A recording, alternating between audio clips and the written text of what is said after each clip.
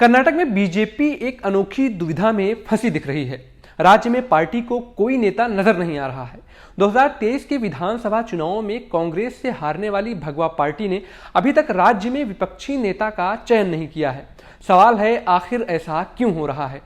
BJP के करीबी सूत्रों की माने तो मई 2023 में बीजेपी की 66 सीटों के मुकाबले कांग्रेस को मिली 135 सीटों के प्रचंड बहुमत की वजह से कर्नाटक में पार्टी अव्यवस्थित है। एक बीजेपी नेता ने द क्विंट के साथ बातचीत में कहा कि कोई भी इस हार का चेहरा नहीं बनना चाहता। सवाल ये भी उठ रहा है कि बीजेपी के कुछ नेता हार की जिम्मेदारी क्यों नहीं लेना चाहते हैं। राज्य में चुनाव से पहले बीजेपी ने राज्य के दो नेताओं बसवराज बोम्मई और बीएस येदियुरप्पा को आगे बढ़ाया। एक तरफ तो 2021 में येदियुरप्पा से बागडोर संभालने वाले बोम्मई को सीएम उम्मीदवार के रूप में पेश किया गया था, वहीं दूसरी तरफ भगवा पार्टी ने पूर्व मुख्यमंत्री येदियुरप्पा के प्रभाव पर भरोसा किया था। यहां गौर करने वाली बात यह है कि प्रधानमंत्री नरेंद्र मोदी ने खुद चुनाव के ठीक पहले राज्य में जोर शोर से प्रचार किया था, लेकिन मई 2023 में कर्नाटक में पार्टी को हार का सामना करने के बाद चुनावी कैंपेन में एक्टिव किसी भी नेता ने नैतिक जिम्मेदारी नहीं ली। हां, बसवराज बोम्मई ने लोगों की पसंद का सम्मान करते हुए यह हार स्वीकार कर ली, लेकिन अब तक किसी भी नेता ने सार्वजनिक रूप से यह नहीं बताया कि हार की वजह क्या है। हालांकि लगभग सब यही अनुमान लगाते हैं कि पार्टी को सत्ता विरोधी लहर की वजह से हार का सामना करना पड़ा, जिसका फायदा कांग्रेस ने उठाया। बीजेपी के एक सूत्र ने कहा कि येदियुरप्पा को इस बात के लिए दोषी नहीं ठहराया जा सकता कि वो हार की जिम्मेदारी लेने के लिए तैयार नहीं थे, क्योंकि उन्होंने चुनाव नहीं लड़ा। ईश्वरप्पा और सुवर्णा जैसे लोग अभी भी इस बात का इंतजार कर रहे हैं कि 2024 के लोकसभा चुनाव से पहले पार्टी की लाइन क्या होगी।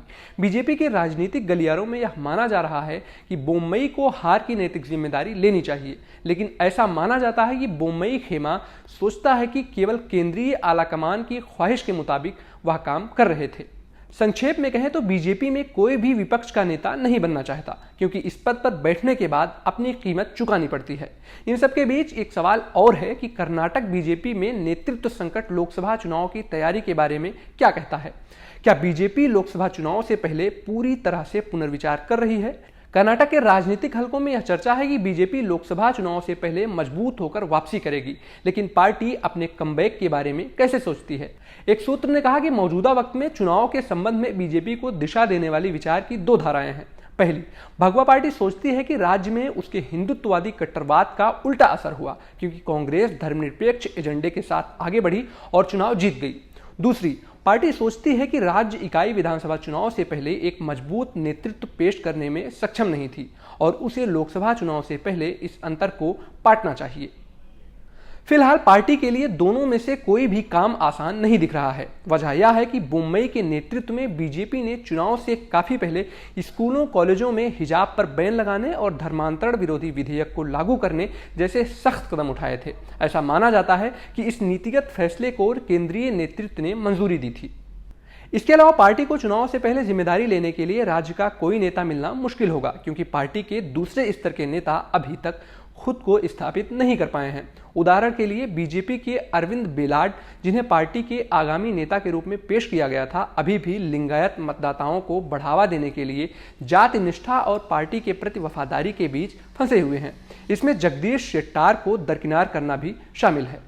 इसका मतलब यह होगा कि बीजेपी को चुनाव से पहले राज्य में फिर से येदियुरप्पा और बोम्मई पर बहुत ज्यादा निर्भर रहना होगा, भले ही इनमें से किसी भी नेता ने विधानसभा चुनाव में कोई खास छाप नहीं छोड़ी। मतलब कर्नाटक में बीजेपी को वोटरों को लुभाने के लिए पूरी तरह से पीएम नरेंद्र मोदी की अपील पर निर्भर रहना पड़ सकता है। हालांकि एक तरीका है जिससे कर्नाटक बीजेपी में संकट को कम से कम टाला जा सकता है, अगर पार्टी खुद को एक साथ आगे बढ़ाती है और सूबे में अपने सबसे मजबूत किसी ऐसे नेता को प्रतिपक्ष की भूमिका सौंपती है जो यह काम लेने को तैयार है।